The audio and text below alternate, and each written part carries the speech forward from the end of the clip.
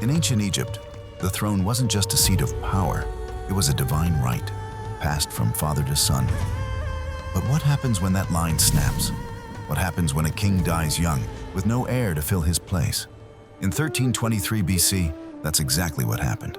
The famous boy king, Tutankhamun, was dead at just 19 years old. He left a grieving queen, 2 stillborn daughters, and a massive power vacuum at the heart of the most powerful empire on Earth. The royal bloodline was broken. And in the shadows of the court, 2 men saw their chance. The celebrated General Horemheb, the man many expected to take the throne, and a high-ranking official named Ai, who had served pharaohs his entire life. So how could a man with no royal blood, a commoner, even dream of becoming pharaoh? To understand this, we must go back to the chaotic world in which Ai was born. The Amarna period.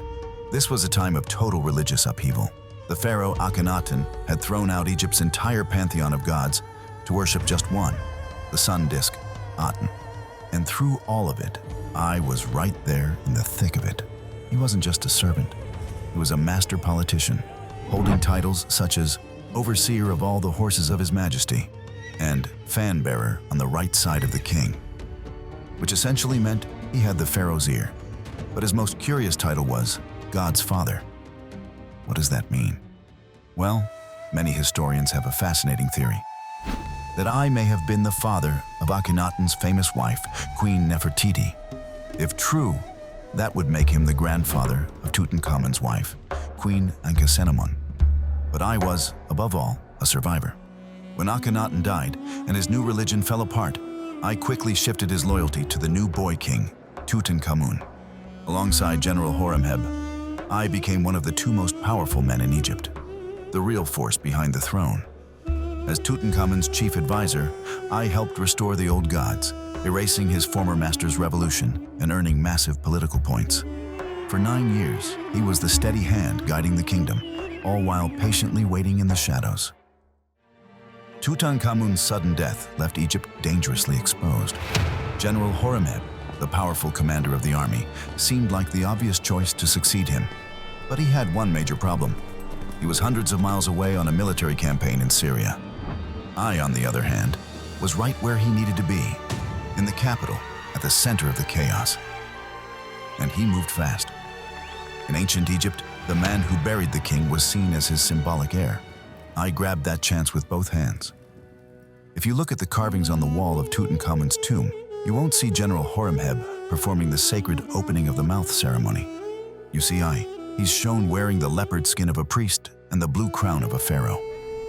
A very public, very bold declaration that he was in charge now. By taking over the funeral, Ai was positioning himself as the rightful successor. But a ritual wasn't enough. To truly lock down his claim, he needed a connection to the royal bloodline, and there was only one person who could give him that: Tutankhamun's young widow, Queen Ankhesenamun. The political games in ancient Egypt were just as ruthless and complex as those seen today. Ankhesenamun was now the most powerful pawn in the entire kingdom. Her royal blood was the key to the throne. It seems Ai, who was possibly her grandfather, planned to marry her to formalize his rule. But the young queen had a plan of her own.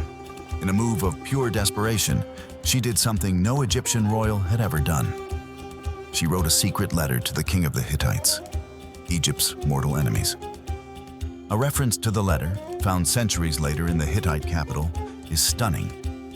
She wrote, "My husband has died and I have no son. They say you have many sons. You might give me one of your sons to become my husband. I would not wish to take one of my subjects as a husband. I am afraid." She'd rather marry a foreign prince than one of her subjects, an apparent jab at Ai. The Hittite king couldn't believe his luck. But after confirming the offer was real, he sent his son, Prince Zananza, to Egypt to marry the queen. It was a move that could have united the 2 biggest kingdoms of the age. But the gamble failed. Prince Zananza never made it to Egypt. He was murdered on his way, just before crossing the border. Who was responsible? The Hittites blamed the Egyptians, and it almost started a war. While there's no smoking gun, history points to the 2 men who had everything to gain from the prince's death: General Horemheb, and of course, Ai. with her foreign husband to be out of the picture, and Tutankhamun had no options. Evidence suggests she was forced to marry Ai, the very man she tried to escape. That marriage gave Ai the last piece of the puzzle. The servant was now a god king. Ai's ruthless and speedy rise to power makes you wonder, did he get lucky? Or did he make his luck? Was he involved in the death of Tutankhamun himself? He certainly had the motive. With the young king gone, his path to the throne was clear. As the king's closest advisor, he had the opportunity. For years, theories swirled about a blow to the head seen on early x-rays of Tutankhamun's mummy, suggesting murder. However, more recent CT scans have dispelled that theory.